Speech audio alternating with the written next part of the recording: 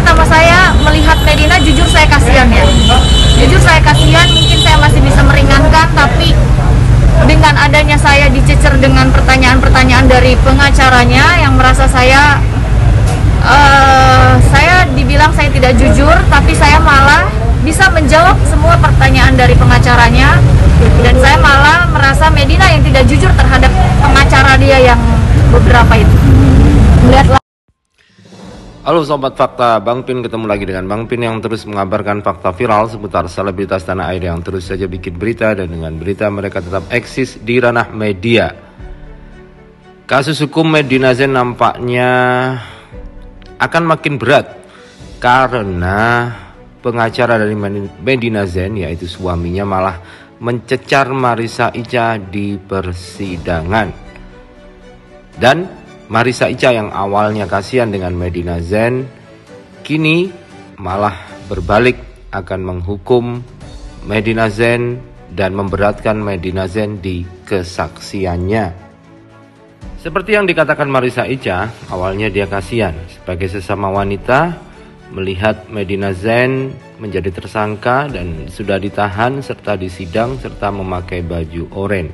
Tetapi rasa empati dan kasihan itu sontak hilang saat pengacara dari Medina Zain, yaitu suaminya sendiri Lukman Azhari, malah mencecar Marissa Icha yang dihadirkan sebagai saksi di persidangan, dan malah menuduh Marissa Icha yang memberikan keterangan palsu.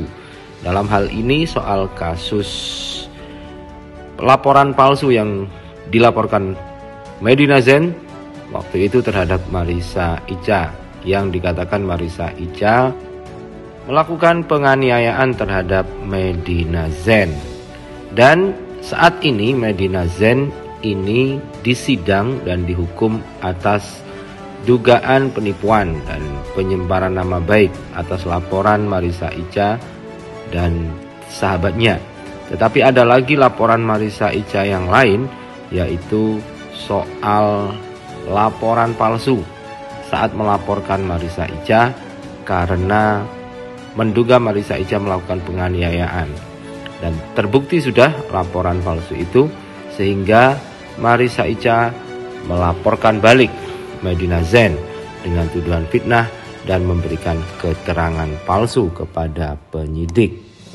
Disinilah maka Medina Zain akan melalui 2 persidangan, karena yang di laporan yang satunya masih dalam tingkat penyidikan, belum menjadi tersangka.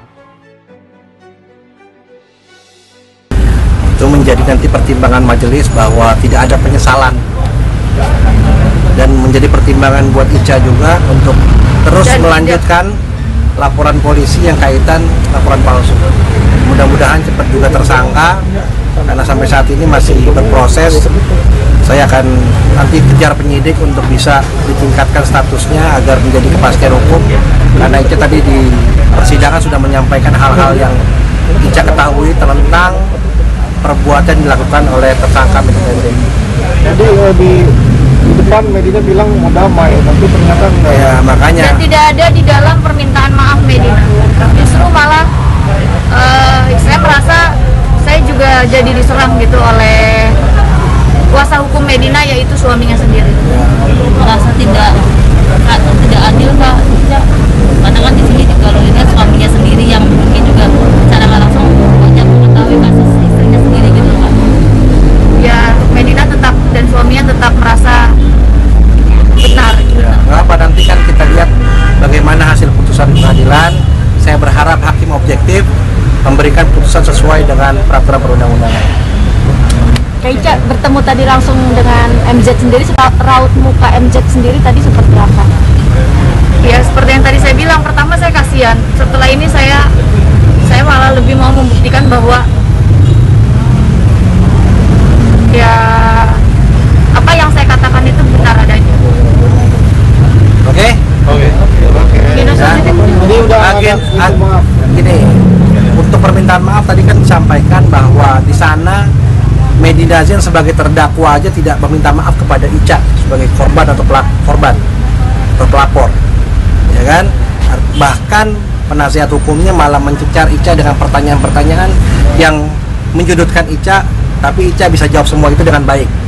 Ya, artinya kesempatan yang diberikan majelis hakim dengan dihadirkannya terdakwa dibuang sia-sia, karena di situ pertemunya Ica sama Medina.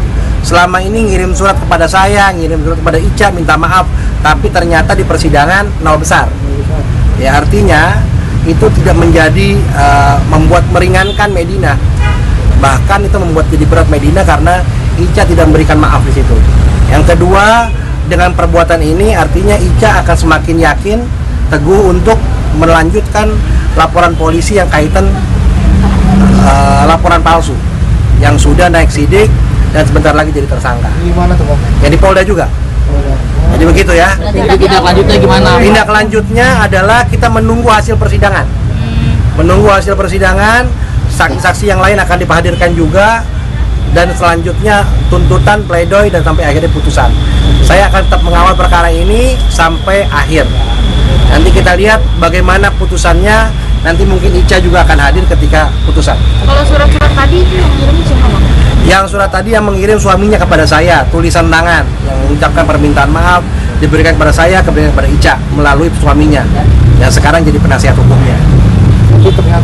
Tapi ternyata ketika di persidangan tidak ada ucapan Seperti surat. tidak seperti surat.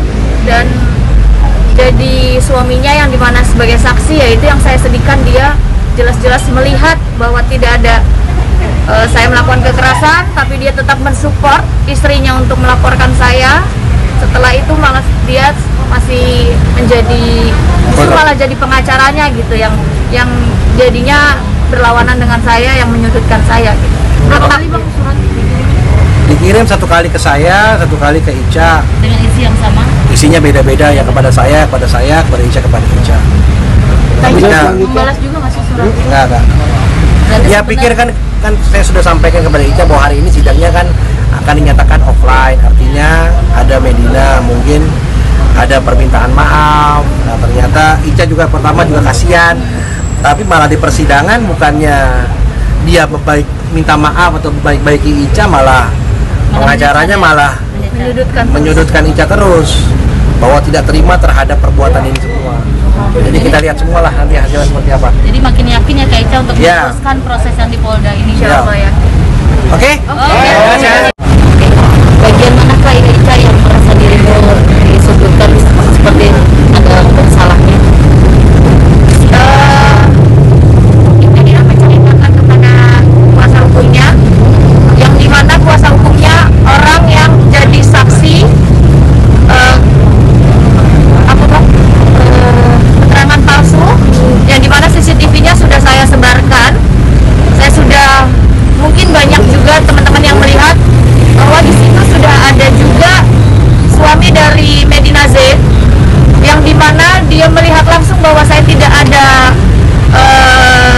melakukan kekerasan, tapi suami juga tetap mendukung dan mendukung Medina terhadap laporan Medina ke Polres Selatan bahwa saya melakukan tindak penganiayaan, dan saat ini suaminya juga menjadi pengacara yang dimana tetap membela Medina gitu.